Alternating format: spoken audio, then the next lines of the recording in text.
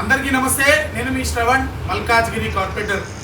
మిత్రులారా, ఈరోజు తెలంగాణ రాష్ట్రంలో భారతీయ జనతా పార్టీ విజయ పదంలోకి దూసుకుపోతా ఉంది.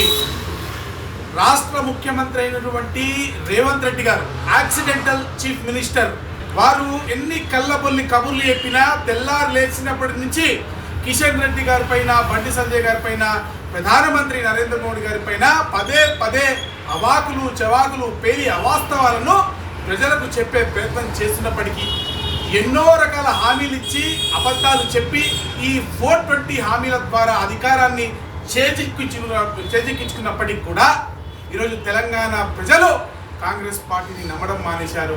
బీఆర్ఎస్ పార్టీ అయితే అసలు పోటీలో కూడా లేనటువంటి పరిస్థితి మనం చూస్తూ ఉన్నాము. ఈరోజు తెలంగాణ రాష్ట్రం మొత్తం కూడా భారతీయ జనతా పార్టీ వైపే చూస్తూ ఉంది. ఈరోజు మాకు ప్రెజెన్స్ లేని దగ్గర కూడా దాదాపు 2 సీట్లను మేము గెలిచిన, 3ట్లో 2 గెలవడం అంటే ఈరోజు విద్యార్థులు, మేధావులు, పిల్ల పెద్ద ప్రతి ఒక్కరు కూడా భారతీయ జనతా పార్టీ వైపే చూస్తూ ఉన్నారు. గుండు సున్నా ఈ రాష్ట్ర ప్రభుత్వాన్ని నడిపిస్తున్నటువంటి ముఖ్యమంత్రి గారి పార్టీ కాంగ్రెస్ పార్టీకి వచ్చిన సీట్లు గుండు సున్నా, సిట్టింగ్ స్థానాలతో సహా కోల్పోయింది.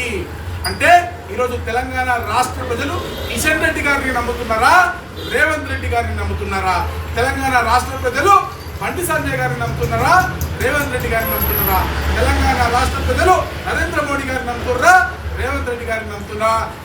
తెల్లమైపోయింది. ఈరోజు కాంగ్రెస్ పార్టీ 420 హామీలను నమ్మే పరిస్థితిలో ఈరోజు జనం లేరు. ఈరోజు తెలంగాణ ప్రజలు కాంగ్రెస్ పార్టీకి సరైన గుణపాఠం నేర్పించారు.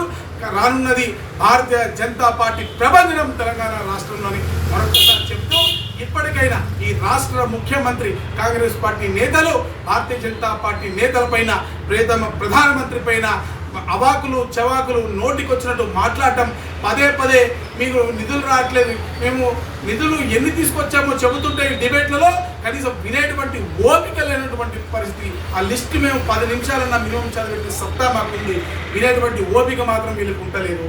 కేవలము ఏదో మసిపూసి మారేడికాయ చేసేటువంటి ప్రయత్నం, భారతీయ జనతా పార్టీ పైన పట్ట కాల్చి నెపాన్ని వేసేటువంటి ప్రయత్నం చేస్తే తెలంగాణ రాష్ట్ర ప్రజలు చూస్తూ ఊరుకోరని ఈరోజు మరొకసారి నిరూపించారు. ఈరోజు భారతీయ జనతా పార్టీ అభ్యర్థుల విజయమే దీనికి సూచన అని గుర్తు చేస్తూ, మరొకసారి భారతీయ జనతా పార్టీని అత్యధిక మెజార్టీతో గెలిపించినటువంటి తెలంగాణ రాష్ట్ర ప్రజలకు, అదేవిధంగా గెలిచినటువంటి అభ్యర్థులకు ఇద్దరికి, అంటే గెలిపించిన ప్రజలకు ధన్యవాదాలు, గెలిచినటువంటి అభ్యర్థులకు శుభాకాంక్షలు తెలియజేస్తూ భారత్ మాతాకి జై.